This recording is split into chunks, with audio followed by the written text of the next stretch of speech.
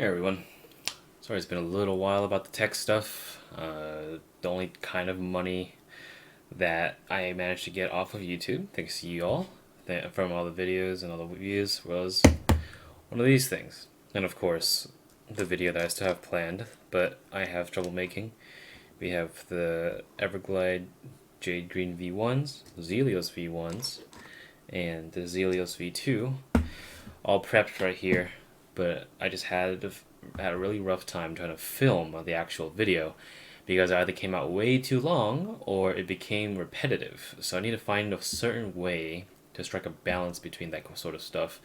But who knows? I've already scrapped the video like 3 times now, and I got finals coming up in about 3 weeks, so I hope that I can do something with some of the time that I have. But regardless, I ordered this last week. This is a Novel Keys shipment, as you can see from the sticker on the side. But this was a bitch to ship to me because inside here is about 200 switches, and I don't know why a box like this costs $11 to ship and has $7 tax, but if it wasn't for the fact that somehow I managed to have money off YouTube, yeah, I wouldn't be doing this right now. So let's open this. Inside are some things that I've been interested in for a long time, but I haven't been able to buy because of the fact that, well, they were never on sale. But Novel Keys actually has a massive Kale Switch sale at the moment that I hope is still going on. I'll link it in the description. But you can buy like 70 switches for like $10 to $12 or something, which is kind of cool. So let's see how this entails. So let's open our treasure box, whichever way it opens. Okay. Alright. Shipping label. Can't let you guys see that. We've got the YOK Purple Trash Pandas, which supposedly you could make like YOK Holy Pandas out of these, and also I just think their stems are cool. And what's cool about them is that they are now 5-pin. I don't know if I can see through the bag, but you can't see through that, can you? Oh, you can. Okay. I don't know if it shows up on video, but if you see that specific switch right there, there is a additional 2 pins making this switch 5-pin. Because previous iterations of YOK has only been 3-pin, and a lot of previous like Holy Pandas made from other parts have also been only 3-pin as well. So I'm glad that the YOK lineup has 5 pins now, which is actually really cool. I appreciate that.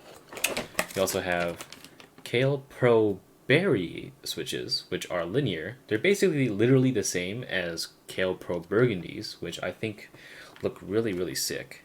As a matter of fact, I have a hybrid right here.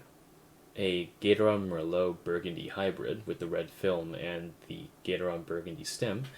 But from what I've heard and what I've literally like asked from a lot of other people, Kale Pro Berries are just Pro Burgundies but heavier. And I don't think they're going to be that much heavier. As a matter of fact, let me try them out right now. Because I know that the Kale Pro lineup has like sort of longer springs, I think. But let's take a look. Okay, yeah, these are a lot heavier.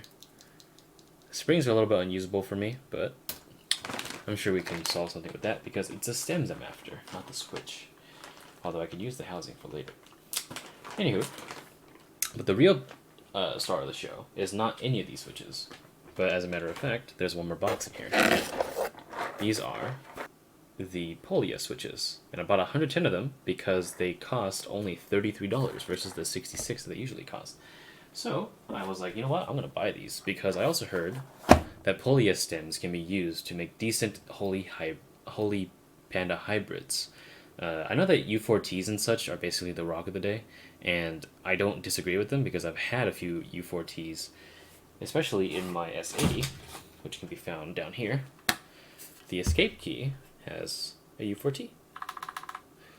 But speaking of the S80, the reason why I haven't released a video on it yet is because I'm waiting for a custom bottom plate to be made so that I can replace the bottom with a acrylic or like a sort of transparent, semi-transparent bottom, kind of like how the XD84 works, where There's going to be more space inside the keyboard, but I can take advantage of the underglow lighting while also making the sound more resonant. But the video is not about this keyboard, so I'll say that for another time. We'll have the Polia switches. And the Polia switches, let's take a look. Okay. Awesome. So, of course, here we are. The novel keys bag. I find it very interesting that they put actual labels on the bags now, which is pretty cool. And, oh, look at that. They're 5-pin. Can you see that? Yeah, you guys can see that. You can see their 5-pin from there. You can see one right there. Right, and this switch right here. So these are the supposed tactile switches that everyone was talking about and then completely forgot about. But I bought these because they're on clearance. Like I said, again, I'll link in the description. But let's take a listen and feel one of these first. They're a really cool color, I gotta admit. Like, I don't know what it is about this specific color, but this sort of like pale blue cloudish colorway, like a taro sort of looking flavor of color, kind of that way. All right, let's test out the bump.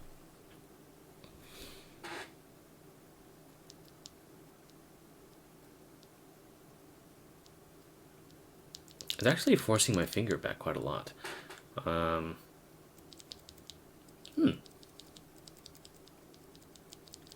What's interesting as well is that for some odd reason, these stems don't bottom out all the way. What I mean by that is that the stem doesn't sit flush with the top housing. And what I'll mean by that is if I can get like a pencil or something. If you can see the switch right now, let me press it with my pinky. And if I turn it to the side, you can tell that it doesn't sit flush, and I'm pushing all the way in. So it's sort of like the same syndrome as the Everglide bamboo greens, which are in the middle here, along with the, the peacock blues and the honey yellows as well. Those stems were ridiculously long, and I always wondered why. And I don't know if they're just trying to like avoid interference this way, but it's not gonna work if your key feel is different. However, this is a tactile switch, so I guess it doesn't really matter. I know that Holy Panda stems and Moyu Blacks all have extended stems, and they create a different sound because of that. And I always wondered if these Polia switches are going to be the same way. So I guess with extensive testing, we'll find out very soon. But of course, those are not going to be coming before these, which is the Everglide Jade Greens, the Zeal V1s, and the Zeal V2s. No matter what, any keyboard-related content, these are going to come first. Like, they're not going to be released prior to anything else. Polia Switches, Berry Switches, YOK Trash Pandas, they're all never going to come out before this one, I promise that, because I did say in a community post that I'll be staying true to that, and I will be, because I know that still to this day, no one has a proper video on YouTube documenting the differences in key feel properly in front of a camera, at least to my knowledge. I'm sure there's some like pictures out there on a thread, but YouTube's YouTube, and people want to see it in video form, in which people have, you know, subscribed to me for, and I can't let you guys down because of that. However, I have to make sure that I also need to take care of myself. But I hope that May is a lot more prosperous and more active than April, because May is finals month for me, but I do end school on the 21st, as 22nd is the end of the semester, but I don't have any classes on Friday. The finals week are over, and I have an entire week and the rest of summer break to myself, and on the 29th of May is my birthday. So I suppose with that, I will see if I can do anything with these. Switch experiment videos will probably come back with these sort of hybridizations and such, but as I said, this video must come first. The people have waited long enough, and I've already put blue balled you guys so many goddamn times. I'm very, very sorry. So I hope to continue growing alongside everyone else that has come around and supported me all this time. Thank you for watching, and I'll catch you guys in the next one.